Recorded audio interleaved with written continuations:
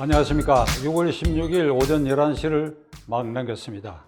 어제 이재명 의원, 이재명 전 민주당 대통령 후보는 검찰이 대장동 사건과 관련하여 자신을 피의자로 적시하고 수사의 속도를 내고 있는데, 이는 정치 보복 행위이며 사법살인 행위다 라고 일갈하였습니다. 늘 지금까지 말해왔던 대로 대장동의 개발 이익은 5,500억 원이고 이를 환수했다. 이것은 지방자치단체로서는 당군 이래의 최대의 업적이다. 방해 세력들이 많았지만 나는 그것을 해냈다.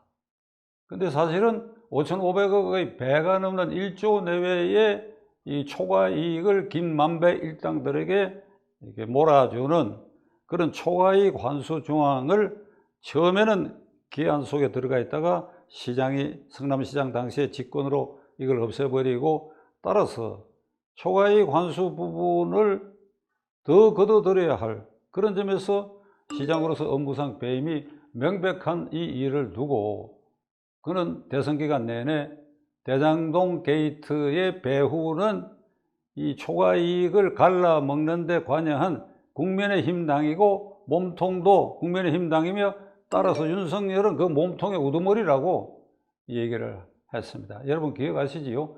마지막 텔레비 토론에서 윤석열 후보가 그 즈음에 김만배 일당들이 주고받은 여러 문서들이 경부고속도로 초입 지하도에 벌어진 것을 누군가가 집어와가지고 국민의힘당에 신고해서 원희룡 의원팀이 이걸 전부 분석해서 그렇게 해서 발표한 일이 있습니다. 거기에 보면 이거 움직일 수 없는 증거, 초과이익 환수 조항을 성남시장이 결재했다. 그리고 그것을 디자인은 처음부터 끝까지 시장이 했다 하는 이 여러 증거가 나왔기 때문에, 이 예를 들어서 윤석열 후보가 이걸 어떻게 생각합니까 하고 이재명 후보에게 물었더니 대답이 특검 갑시다. 거기에 대해서 가타부타 얘기는 언급 안 하고 특검 갑시다. 그러니까 윤석열 후보가 어이없는 표정으로, 아니 수사를 안 하지 않느냐 이 말이야. 수사를 안 하지 않고 있지 않느냐. 이러니까 특검 갑시다.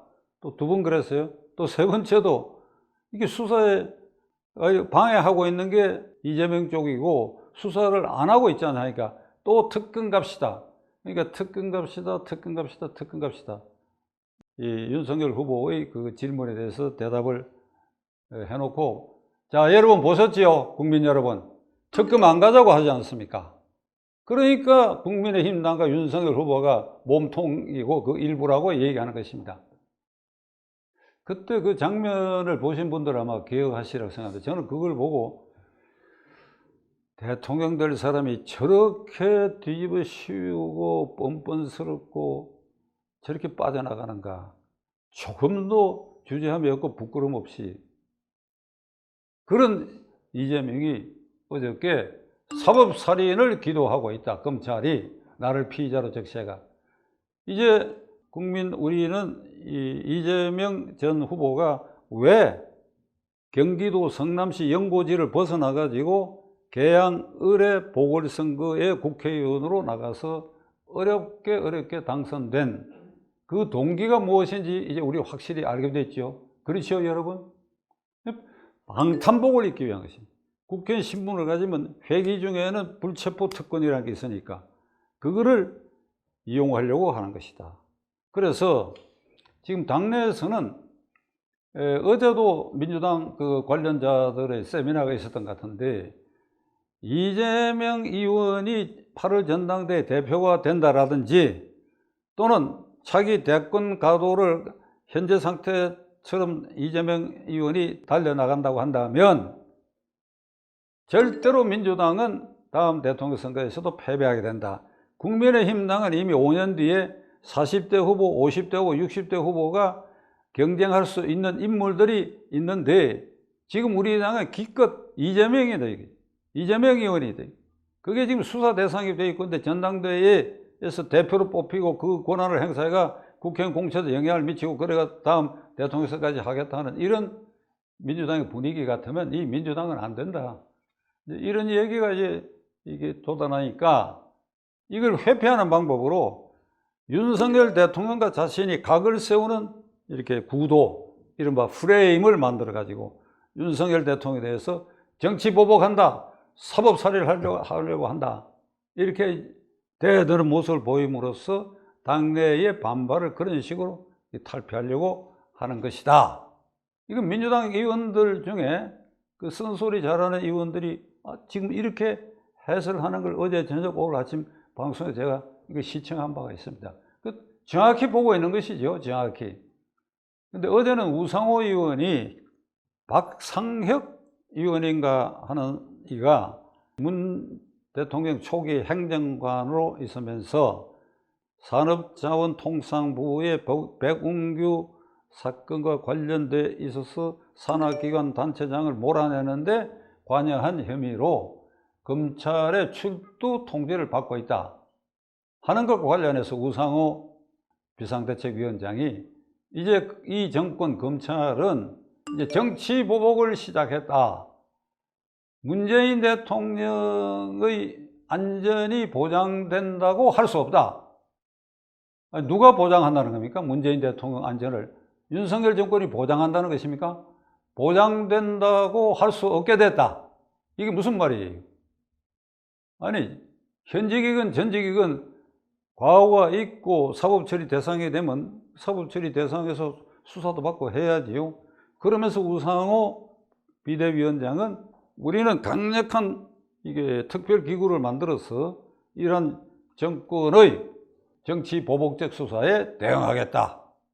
글쎄요, 어떻게 대응할지 우리가 두고 봐야 되겠는데, 이에 대해서 이제 국민의힘 당 쪽과 이 제야의 평론가들은 문재인 정권 때 그 앞에 정권, 박근혜, 이명박 정권 때의 적폐수사라는 이름으로 두 대통령 구속했고, 청와대 비서실장 구속했고, 국가정보원장 4사람을 구속했고, 뭐 직무유기, 직권남용 등으로 120명이 사법 처리된, 그럼 이것은 정치 보복이 아니냐 이 말이야. 정치 보복이 아니고 정상적인 사법 처리였느냐.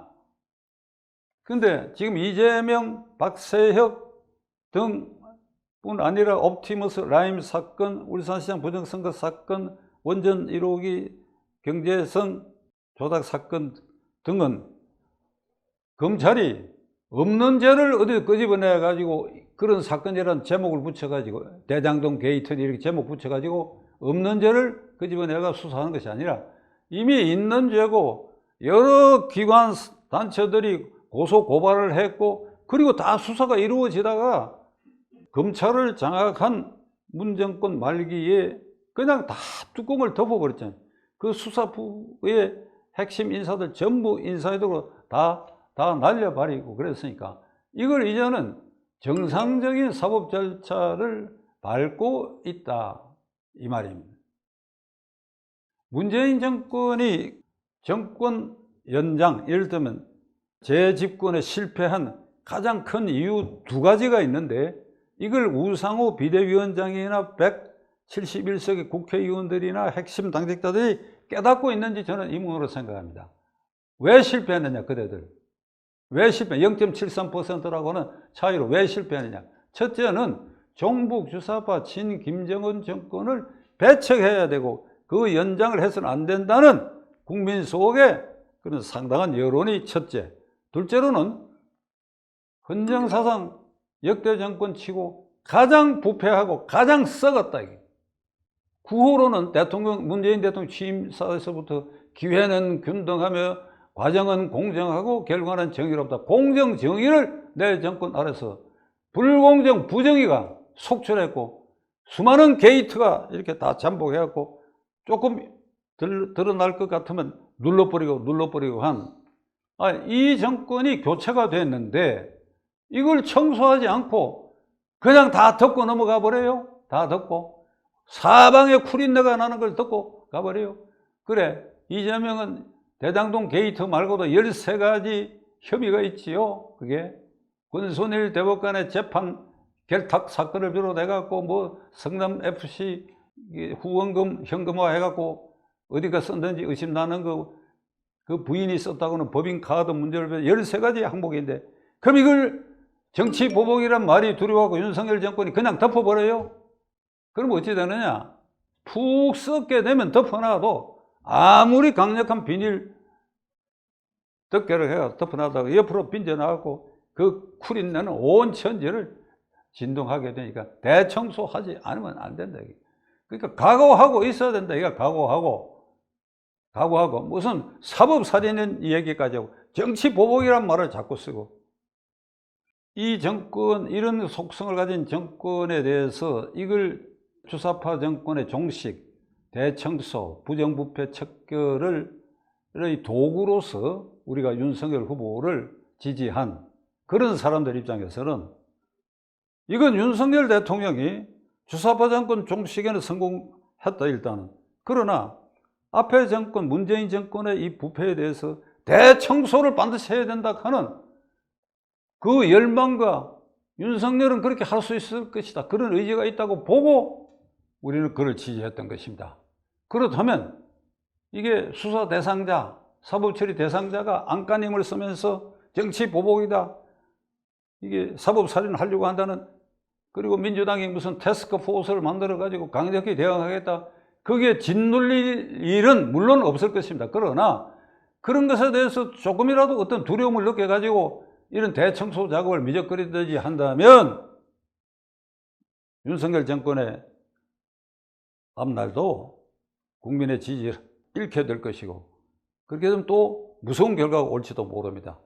절대 그런 일은 없으라고 생각합니다만은 지금 이재명 개인 또는 민주당의 일부, 나는 일부라고 보는데 일부가 집단적으로 저항하려고 하는 그거 짓누를 수 있어야 됩니다. 그것은 신속하고 과감한 수사를 통해서 가능할 일이라고 저는 생각합니다.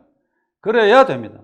그래야 우리가 20, 30대 잘 아는 세대들에 대해서도 죄를 저질렀으면 반드시 사법 처리된다. 그러니까 이게 대청소된다, 정권이 바뀌면. 그러니까 윤석열 정권이 과감하게 대청소한다, 이게. 그럼 다음 정권이 들어서 갖고 윤석열 정권의 잘못이 있으면 또 청소를 해야 돼. 이게 반복돼 가다가 어느 단계에는 대한민국이 깨끗해진 나라, 청정공화국이 되는 그날까지는 앞에 정권에 대해서 뒤에 정권이 혐의가 있고 증거로 드러난 것에 대한 사법 처리를 머뭇거리고 두려워할 필요가 전혀 없다고 하는 것을 나는 윤석열 대통령과 이 정권 핵심자들에게 들려드리고 싶습니다. 결단하시기 바랍니다. 끝까지 시청해 주셔서 감사합니다.